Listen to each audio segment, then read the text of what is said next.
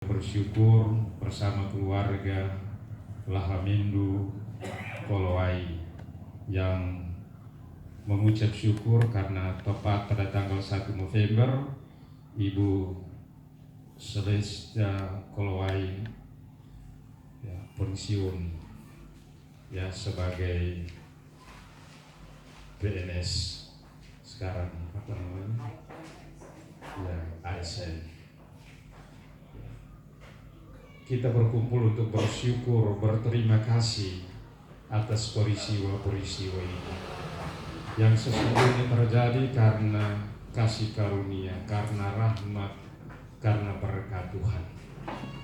Kita bukanlah apa-apa, tetapi oleh karena berkat, oleh karena kasih, oleh karena karunia dari Tuhan, maka kita menjadi apa-apa dalam hidup. Hidup kita berarti, hidup kita bermakna, hidup kita bernilai oleh karena kasih karunia, oleh karena rahmat, oleh karena berkat dari Tuhan. Kalau kita renungkan bacaan-bacaan hari ini, bacaan-bacaan hari ini mengajak kita untuk senantiasa menyadari kehadiran Tuhan di tengah berbagai macam peristiwa hidup. Menyaksikan alam semesta, alam raya, hendaknya kita juga mesti sampai pada pengenalan akan Dia yang telah menciptakan semuanya ini. Kalau ada peristiwa-peristiwa yang terjadi dalam hidup, hendaknya itu bisa membantu kita untuk tahu tentang Dia yang menjadi penyelenggara atas kehidupan kita. Dan sesungguhnya peristiwa malam ini adalah kasih karunia, penyelenggaraan dari Tuhan sendiri. Dan karena itu sudah sepatutnya kita bersyukur, kita berterima kasih pada Tuhan. Apalagi peristiwa-peristiwa ini berkaitan dengan tahun-tahun jauh dari tahun yang istimewa, 40 tahun lalu kemudian 17 tahun. Sweet 17 untuk anak-anak muda milenial sekarang ini yang senantiasa dirayakan, karena ini pertanda bahwa orang beralih dari satu tahap ke tahap yang lain. 17 tahun. Sesudah 17 tahun, kalau orang sudah berumur 17 tahun, orang yang mendapat KTP sudah dianggap dewasa. Dan karena itu kita patut bersyukur, berterima kasih pada Tuhan. Mari Bapak Ibu dan saudara-saudari, kita awali perayaan syukur terima kasih kita kepada Tuhan dengan memohon terlebih dahulu kehadiran dan penyertaan Tuhan, memohonkan belas kasih, memohonkan pengampunan Tuhan atas segala kekurangan, kealpaan, kesalahan dan dosa-dosa kita. Semoga kita diampuninya, sehingga ungkapan syukur dan terima kasih kita malam ini sungguh-sungguh berkenan pada Tuhan. Kita hening sejenak, kita menyesali salah dan dosa kita. Saya mengaku kepada Allah yang Maha Kuasa dan kepada saudara sekalian bahwa saya telah berdosa dengan pikiran dan perkataan, dengan perbuatan dan kelalaian. Saya berdosa, saya sungguh berdosa.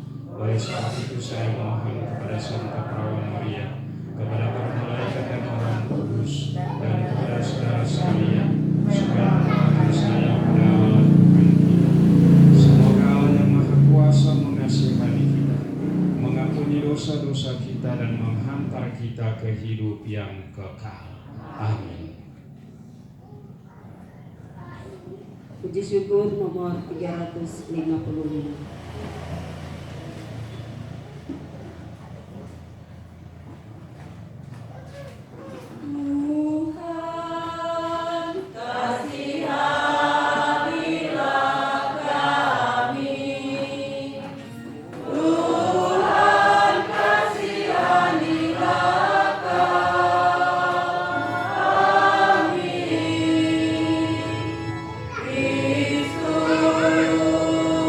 Kristus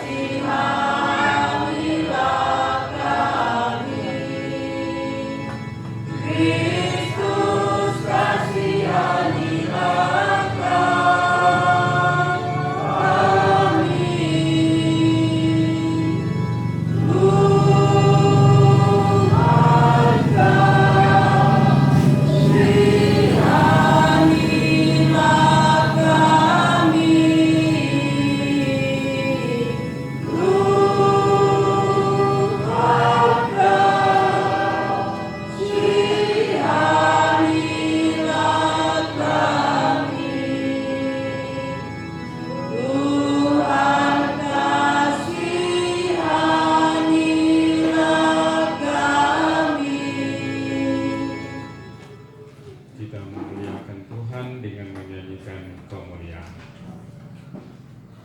Dan damai di bumi kepada orang yang berkenan kepadanya. Kami memuji Dikau, kami meluhurkan Dikau, kami menyembah Dikau. Kami memuliakan Dikau, kami bersyukur kepadamu karena kemuliaan-Mu yang besar. Ya Tuhan Allah Raja Surgawi, Allah Bapa yang Maha Kuasa. Ya Tuhan Yesus Kristus, Putra yang tunggal. Ya Tuhan Allah, Anak Domba Allah, Putra Bapa. Engkau yang menghapus dosa dunia, kasihanilah kami. Engkau yang menghapus dosa dunia, kabulkanlah doa kami. Engkau yang duduk di sisi Bapa, kasihanilah kami. Hanya Engkaulah kudus, hanya Engkaulah Tuhan, hanya Engkaulah Maha Tinggi, ya Yesus Kristus. Bersama dengan Roh Kudus dalam kemuliaan Allah Bapa.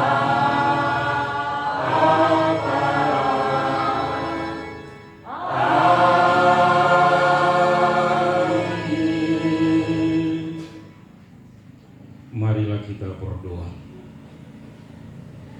Allah Bapa yang Maha Rahim, besarlah kasih dan penyelenggaraan-Mu dalam hidup kami sehari-hari. Setiap gerak langkah hidup kami, setiap peristiwa yang terjadi dalam hidup kami, tak luput dari penyertaan dan bimbingan-Mu. Maka kami senantiasa mau menghadap Engkau dan bersyukur kepadamu atas semua yang Engkau lakukan bagi kami. Terlebih saat ini, bersama keluarga Yakobus Rarun, kami menghadap Engkau dan bersyukur atas kasih sayang-Mu bagi keluarga ini. Hari ini, Ibu Francis, kami merayakan ulang tahun dari Ibu Francisca Rarun dan Kimberly Agnes Rosari Yakobus. Kami mohon kepadamu ya Bapa, hadirlah senantiasa di tengah-tengah keluarga ini dan memberkati mereka. Semoga hidup keluarga ini sungguh-sungguh berkenan di hati-Mu. Semoga kegembiraan, sukacita, dan kebahagiaan senantiasa mewarnai perjalanan kehidupan keluarga ini. Semoga mereka semua tetap sehat walafiat adanya dan dimampukan dalam melaksanakan tugas dan tanggung jawab mereka. Semoga segala yang menjadi cita-cita dan harapan mereka dapat terwujud baik sesuai dengan kehendak-Mu. Syukur ini kami nyatakan dalam kesatuan dengan korban syukur Ekaristi ini, korban Kristus sendiri. Semoga karenanya kesatuan kami dengan Dia mendatangkan kebahagiaan bagi kami. Demi Yesus Kristus, Putra-Mu Tuhan dan pengantara kami, yang hidup dan berkuasa kini dan sepanjang segala masa. Amin. Kita duduk dan mendengar firman Tuhan.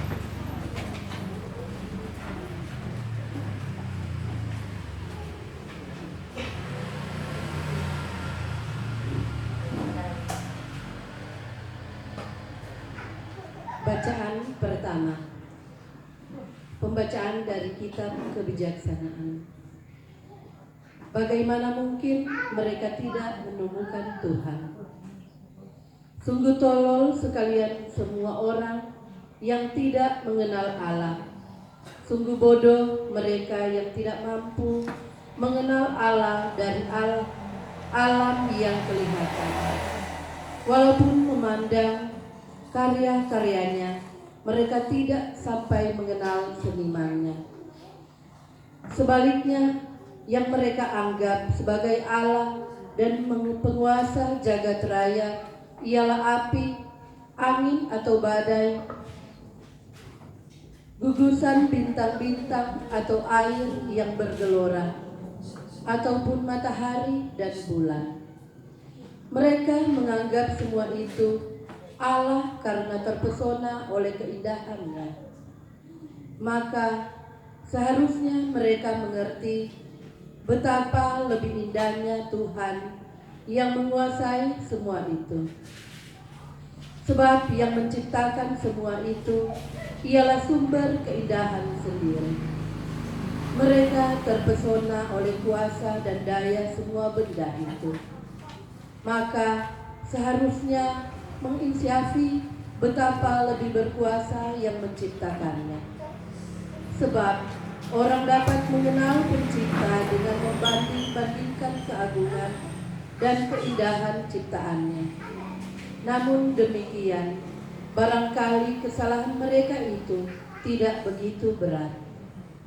Sebab bagaimanapun juga mereka mencari Allah dan berusaha menemukannya. Hanya saja mereka keliru. Sebab mereka sibuk mengamati karya-karya Allah dan menyelidikinya, sehingga mereka hanya terpukau oleh kelihatan saja. Sebab memang indahlah semua itu. Tetapi bagaimanapun juga mereka tidak dapat dimaafkan. Sebab jika mereka mampu mengetahui sebanyak itu sehingga dapat menyelidiki jagat raya, bagaimana mungkin mereka tidak terlebih dahulu menemukan Tuhan yang menguasai semuanya itu. Demikianlah sabda Tuhan.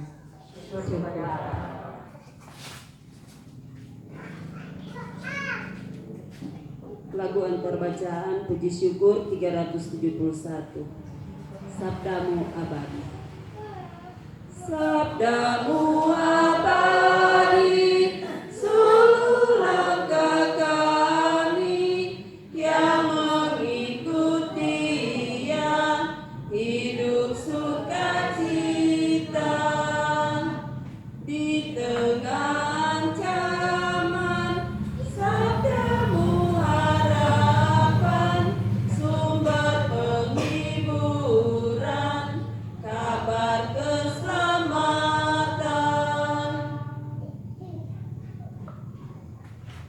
Kita bangkit berdiri, kita mendengarkan Injil Tuhan. Tuhan beserta kita, sekarang dan selama-lamanya. Inilah Injil Yesus Kristus menurut Santo Lukas.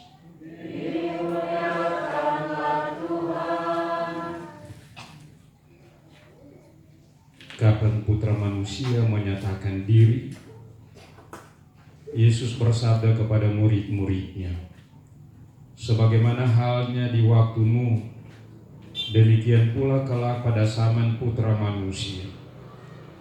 Pada waktu Nuh itu orang makan dan minum, kawin dan dikawinkan, sampai pada hari Nuh masuk ke dalam batra. Lalu datanglah air bah dan membinasakan mereka semua. Sama halnya juga pada zaman Lot. Pada waktu itu orang makan dan minum, membeli dan menjual, menanam dan membangun sampai pada hari Lot keluar dari Sodom. Lalu turunlah api dan hujan belerang dari langit dan membinasakan mereka semua. Demikianlah halnya kelak pada hari Putra Manusia menyatakan diri. Pada hari itu, kalau ada orang yang berada di atas rumah, sedang barang-barangnya ada di dalam, janganlah ia turun untuk mengambilnya. Dan kalau ada orang yang berada di ladang, janganlah ia pulang. Ingatlah akan istri Lot. Barang siapa berusaha untuk memelihara nyawanya, ia akan kehilangan nyawanya. Dan barang siapa kehilangan nyawanya, ia akan menyelamatkannya. Ketahuilah, pada malam itu kalau ada dua orang di atas satu tempat tidur, yang satu akan dibawa dan yang lain dibiarkan. Kalau ada dua perempuan yang bersama-sama menumbuk padi, yang satu akan dibawa dan yang lain dibiarkan. Kalau ada dua orang di ladang, yang satu akan dibawa dan yang lain dibiarkan. Para murid bertanya kepada Yesus, "Tuhan, di manakah hal itu terjadi?" Yesus menjawab, "Di mana ada mayat, di situ berkerumunlah burung-burung nasar." Demikianlah Injil Tuhan. Terpujilah Kristus.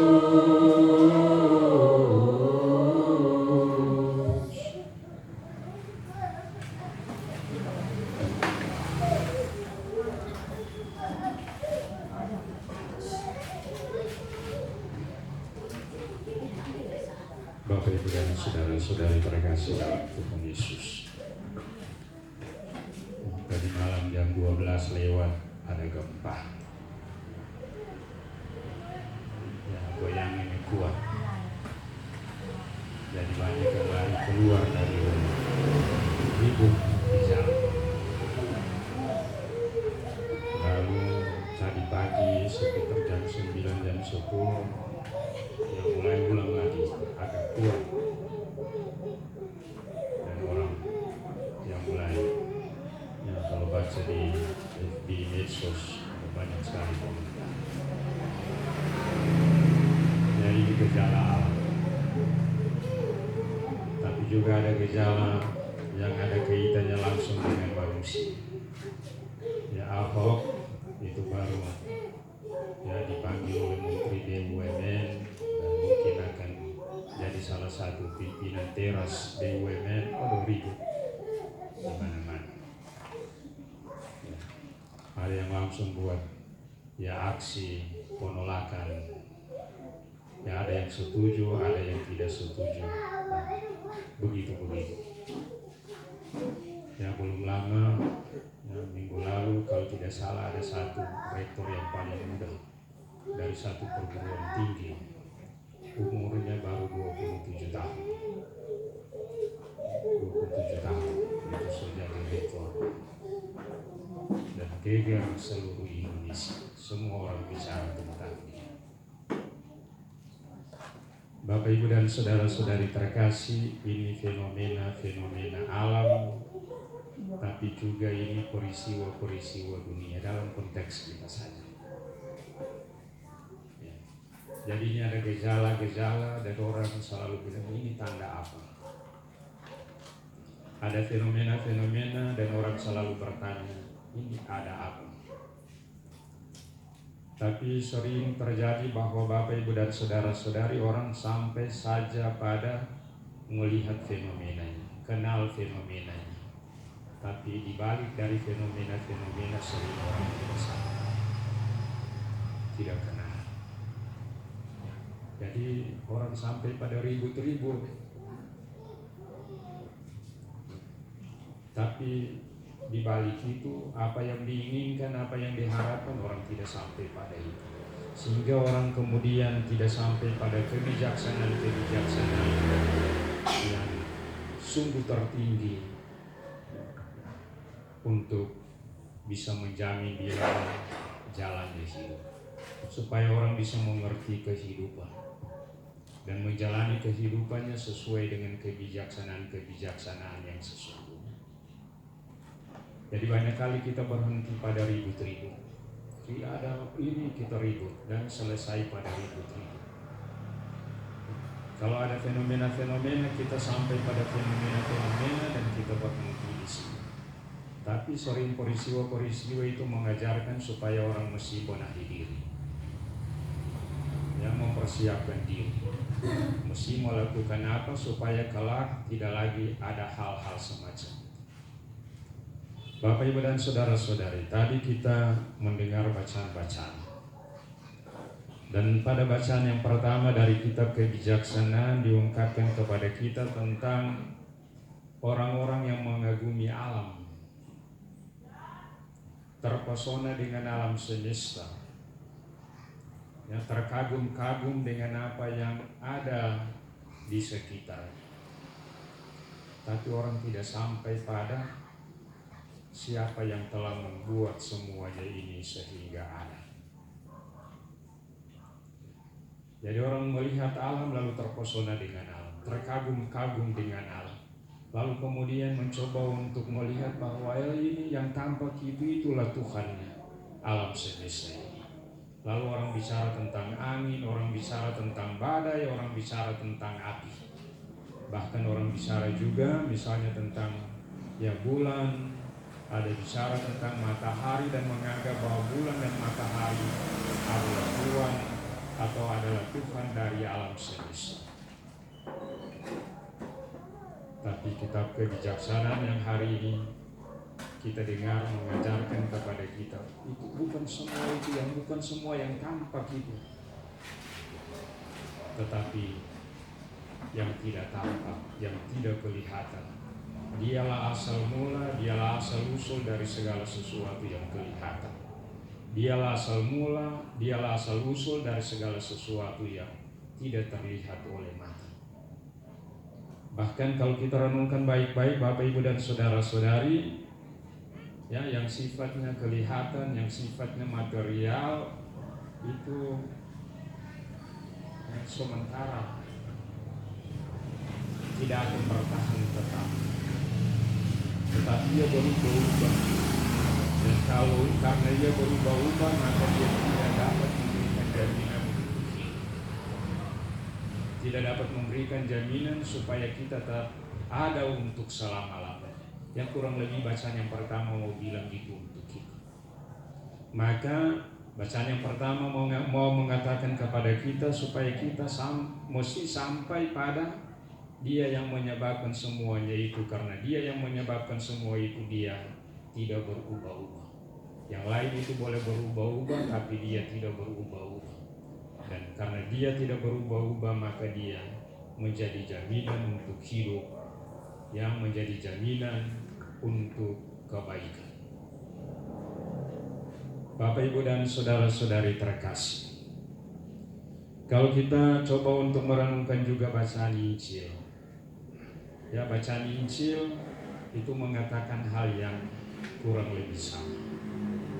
Itu dimulai dengan kisah mengenai Nuh. Sebelum terjadi air bah, orang kawin dan dikawinkan dan macam-macam. Tapi setelah Nuh masuk ke dalam bahtera,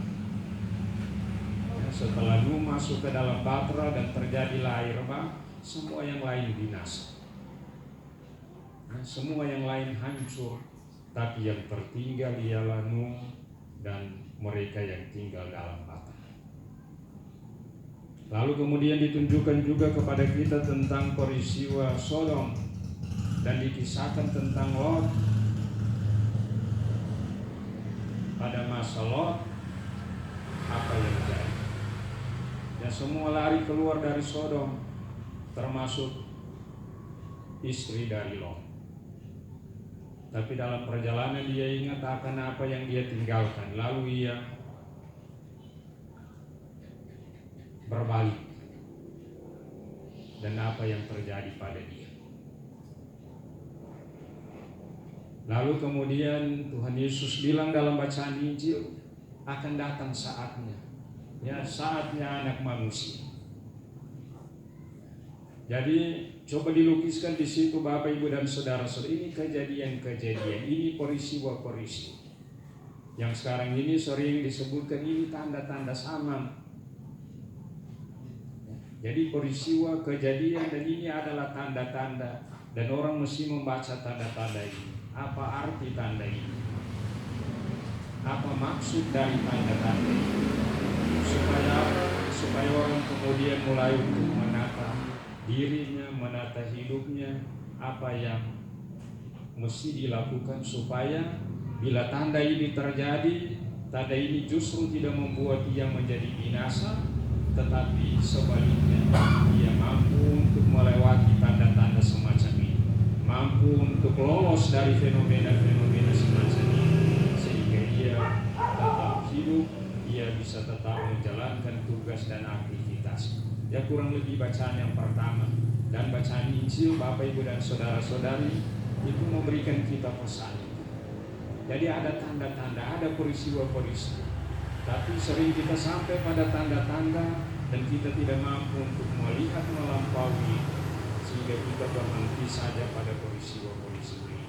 Akibatnya ialah Bapak Ibu dan saudara-saudari seperti Sri Lot atau seperti semua orang lain, ini pada zaman Nuh semua yang lain itu binasa. Jangan-jangan kita juga akan begitu kalau kita tidak mengerti dan memahami dengan baik.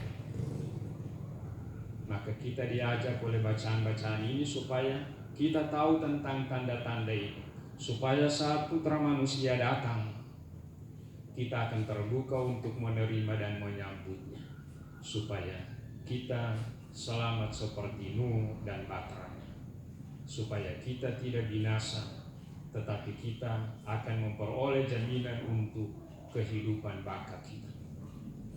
Dan yang ditunjuk Bapak Ibu dan saudara-saudara ialah keterbukaan kita untuk menerima Dia yang adalah sumber asal dari segala sesuatu, yaitu Tuhan sendiri. Hari ini kita berkumpul malam ini untuk merayakan hari ulang tahun. Ulang tahun yang ke-40 tahun dari Ibu Francisca Rarung dan ulang tahun yang ke-17 tahun dari Kimberly Agnes Rosari Yakobus. Ya umur 17 tahun, yang mama suami 40, jadi yang sedikit ini 17 tahun.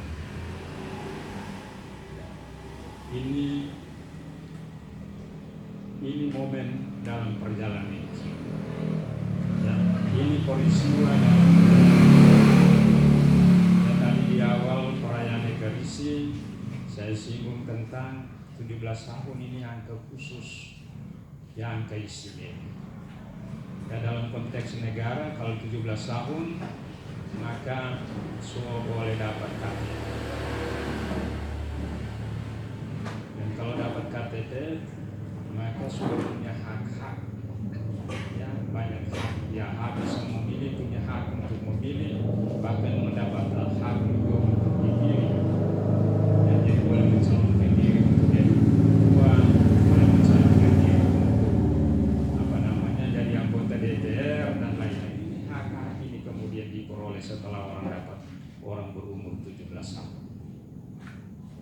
Dan sering kalau orang sampai 17 tahun di mana-mana orang merayakan. Ya, orang menganggap ini tanggal istimewa, ini tahun istimewa, Sweet 70. Kalau sedikit membaca ya perjalanan ya masa sekarang ini dengan ya dikaitkan juga dengan apa yang diungkapkan dalam bacaan-bacaan. Saya mau bilang tentang ini fenomena hidup. Ya untuk orang muda ini umur 17 tahun. Ya umur-umur yang rawan, yang karena perkembangan orang suka untuk ikut ini perkembangan luar biasa. Jadi arus perkembangan itu luar biasa, cepat sekali. Jadi perubahan-perubahan itu luar biasa, sangat cepat perubahan-perubahan. Dan di tengah perubahan yang begitu cepat, ini ada yang menanggapinya dengan cepat, ada yang lambat menanggapi. Jadi di tengah perubahan yang begitu cepat, ada yang cepat merespon perubahan, tapi ada yang acuh tak acuh merespon perubahan. Kalau yang merespon perubahan dengan cepat, ia bisa menyesuaikan diri, bisa berjalan seiring dengan perubahan-perubahan. Tapi kalau merespon dengan lambat atau tanpa merespon, maka dengan sendirinya akan tertinggal. Dan ini sangat cepat perubahan ini. Dan karena orang selalu lihat tentang perubahan, untuk orang-orang muda sering habis dengan perubahan ini. Sehingga tidak jarang kita menemukan di mana-mana bahwa orang terpesona dengan perubahan-perubahan, dengan perkembangan-perkembangan dan kemajuan-kemajuan, lalu lupa mengenai apa yang paling fundamental dalam kehidupan. Sering jadi begitu. Orang hura-hura dan lain sebagainya, sehingga orang kemudian lupa dengan apa yang paling fundamental dalam kehidupan. Orang pikir bahwa ini perubahan dan kita yang penting ikut perubahan. Tapi apa di balik perubahan itu, apa yang mesti menjadi pegangan kita? Sering banyak orang melupakan apa yang mesti menjadi pegangannya di tengah perubahan dan kemajuan ini. Ya, hari ini Kimberly merayakan 17 tahun. Ya, ini satu masa memasuki masa dewasa, dan sering ikut perkembangan. Ya, cepat sekali anak-anak muda lebih cepat daripada orang tua untuk mengikuti perkembangan dan kemajuan.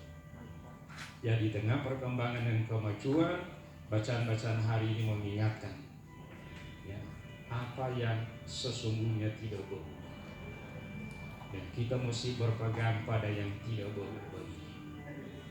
Berarti iman mesti ditumbuhkan terus menerus, karena iman ini adalah hidup, iman ini adalah keselamatan. Dan kita mesti berpegang pada ini, supaya di tengah perubahan apapun, kita ikut perubahan tapi tidak terseret dalam perubahan yang menyebabkan kita kemudian jauh dari Allah, jauh dari Tuhan, membuat kita kemudian kehilangan Allah. Jadi sering orang bilang ini harusnya luar biasa. Orang bicara tentang globalisasi, tapi kita mesti menjadi, bilanglah nakoda dari perubahan. Jadi nakoda. Jadi walaupun ada perubahan yang cepat, tapi kita menjadi nakoda. Berarti mesti tahu ini hidup ini mesti berujung di mana. Jangan hanya kita harus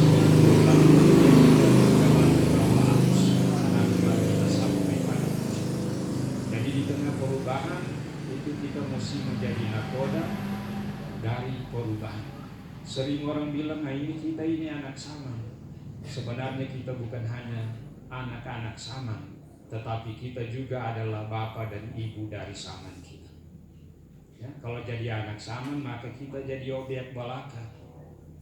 Tapi kalau kita jadi bapa dan ibu dari Saman, maka kita jadi subjek. Karena apa? Kita yang melahirkan Saman. Kita yang menentukan perjalanan dari Saman, bukan Saman yang menentukan perjalanan kita. Jadi walaupun ada arus perubahan yang luar biasa, tapi kita mesti menjadi penentu dari arus, ikut dan menjadi penentu. Saya kira ini baik untuk direnungkan, direfleksikan oleh Kimberly dalam perjalanan ini. Sekarang 17 tahun, dan mungkin tahun depan, 2 tahun depan mulai kuliah dan seterusnya, dan dunia semakin menjadi lebih luas dan akan melihat banyak. Tapi di tengah-tengah banyak yang dilihat, kita mesti tahu kemana arah kita. Kita mesti menjadi penentu dan bukan sekedar ikut di dalam arus. Jadi menjadi penentu dari arus Saman dan bukan sekedar ikut dalam arus sehingga kita kemudian tidak tahu kalau arus ke sana kita ikut, arus ke sana yang lain lagi kita ikut. Tidak, kita yang mesti menjadi penentu dari arus sehingga kita tahu ke sana kita pergi atau ke situ kita pergi, dan bukan kita dibawa oleh arus kemana arus itu suka untuk membawa kita. Mari kita merenungkan sabda Tuhan ini, kita meresapkannya dalam hati kita. Semoga sabda Tuhan ini berguna untuk hidup kita. Terlebih untuk adik Kimberly yang hari ini merayakan ulang tahun yang ke-17 tahun. Profisiat banyak selamat. Semoga ini menjadi satu momen penting dalam hidup yang senantiasa diingat bahwa ketika 17 tahun umat semua berkumpul dari wilayah rohani untuk merayakan peristiwa ini, untuk menyatakan dukungan kata serentak juga doa dalam Ekaristi, dan pusat dari hidup kita ialah Ekaristi. Ekaristi itu tidak lain adalah Kristus. Kristus itu adalah jalan kebenaran dan kehidupan. Tanpa Dia kita tidak pernah akan sampai pada tujuan termulia dari hidup kita, yaitu Allah sendiri. Ya, Pastor Marcel Raun sering bilang, ya Kristus yes, lalu setan no. Kristus yes, itu setan no. Karena Dia satu-satunya jalan untuk boleh sampai pada tujuan yang paling mulia dari perjalanan hidup, yaitu kita akan sampai pada Allah. Karena Dia itu abadi. Kalau kita menghendaki keabadian, kita mesti bersatu dengan Dia. Dunia ini berubah terus menerus, hanya satu yang abadi, maka kita mesti bersatu dengan Dia supaya kita juga mengalami keabadian. Kalau kita ingat, ya, perhatikan baik-baik. Kalau orang mati, ya 2 hari 3 hari busuk, tanda bahwa kita tidak ada. Maka kita mesti bersatu dengan Dia yang abadi supaya hidup kita juga menjadi abadi. Kita renungkan sabda Tuhan ini, semoga sabda Tuhan ini bermanfaat bagi persiaran hidup kita. Semoga demikian. Amin. Bapak, Ibu, dan saudara-saudari, mari kita bangkit berdiri. Kita menyatakan iman kepercayaan kita sambil aku percaya akan Allah Bapa yang Maha Kuasa, pencipta langit dan bumi, dan akan Yesus Kristus putranya yang tunggal Tuhan kita, yang dikandung dari Roh Kudus, dilahirkan oleh perawan Maria, yang menderita sengsara dan pemerintahan Pontius Pilatus, disalibkan, wafat, dan dimakamkan, dan penantian pada hari ketiga bangkit dari antara orang mati, yang naik ke surga duduk sebelah kanan Allah Bapa yang Maha Kuasa. Dari situ Ia akan datang mengadili orang hidup dan mati. Aku percaya akan Roh Kudus, gereja Katolik yang kudus, persekutuan para kudus, pengampunan dosa, kebangkitan badan, kehidupan kekal. Amin. Kita lanjutkan dengan persembahan dengan ujuk-ujuk khusus sebagaimana yang kita rayakan pada hari ini.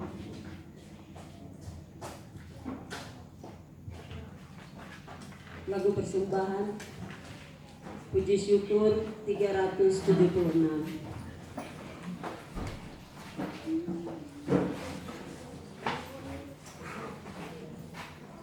Tuhan ambil hidupku dan kuduskan bagimu, waktuku pun pakailah memujimu selamanya.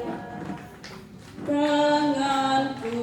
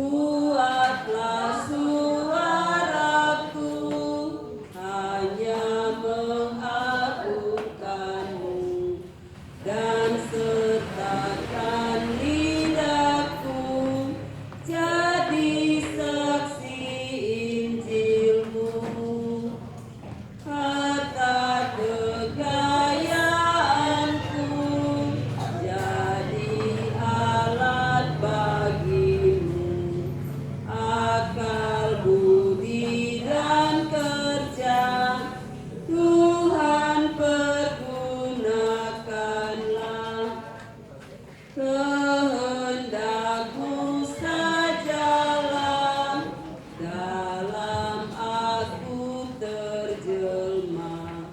Jadikanlah hatiku tata kebesaran-Mu. Limpah ruah kasih-Ku, ku serahkan padamu. Diriku seutuhnya milik-Mu selamanya. Berdoa kita bersama-sama, berdoa-doa dan wujud-wujud kita. Khususnya kita bersyukur atas ulang tahun dari Ibu Francisca Rarun, Kimberly Rarun, Kimberly Agnes Rosari Yakobus, Bapak Rudi Rarun, dan ucapan syukur dari Ibu Sedesa Poloai yang kita satukan bersama persembahan roti dan anggur ini berkenan pada Allah Bapa yang Maha Kuasa. Semoga persembahan ini diterima demi kemuliaan Tuhan dan keselamatan kita serta seluruh umat Allah yang kudus. Allah Bapa kami di surga, kebijaksanaan-Mu bersembunyi di dalam manusia yang penuh pengabdian, yaitu Yesus Putra-Mu terkasih, hamba sekalian orang. Ajarilah kami mengikuti jejak-Mu, sebab Dialah Tuhan dan pengantara kami yang hidup dan berkuasa, kini dan sepanjang segala masa. Amin. Tuhan serta-Mu.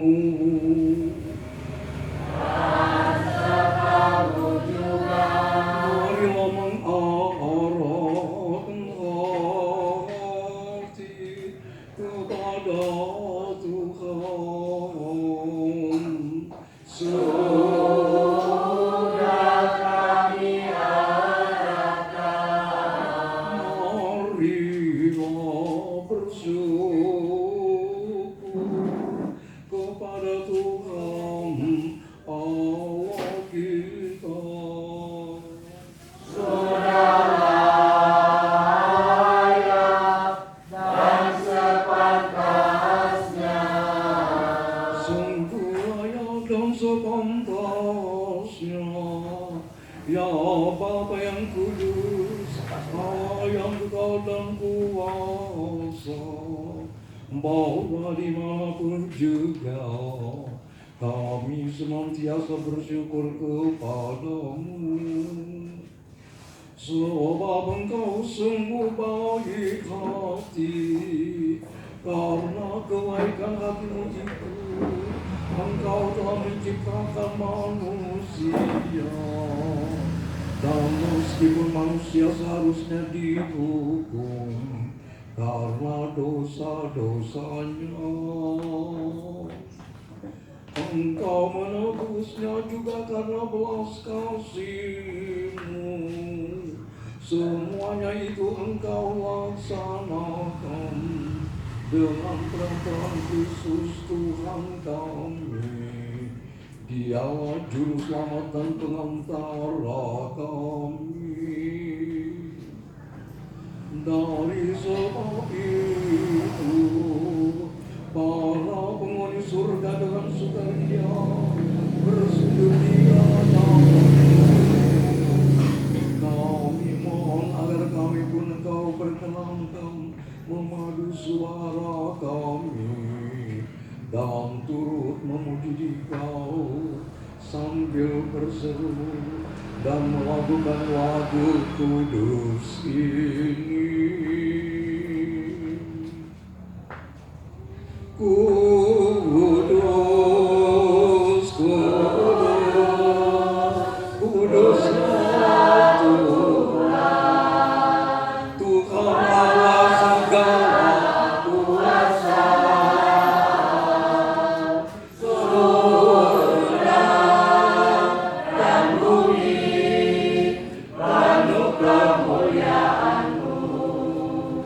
Terpujilah Engkau Yesus.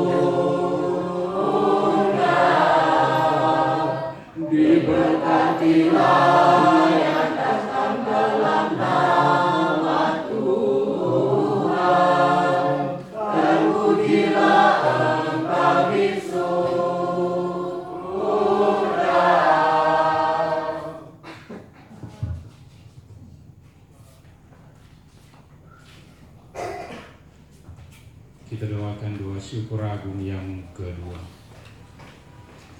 Sungguh kuduslah Engkau ya Bapa, sumber segala kekudusan. Maka kami mohon, kuduskanlah persembahan ini dengan pencurahan Roh, agar bagi kami menjadi tubuh dan darah Putra-Mu terkasih, Tuhan kami Yesus Kristus. Ketika akan diserahkan untuk menanggung sengsara dengan rela,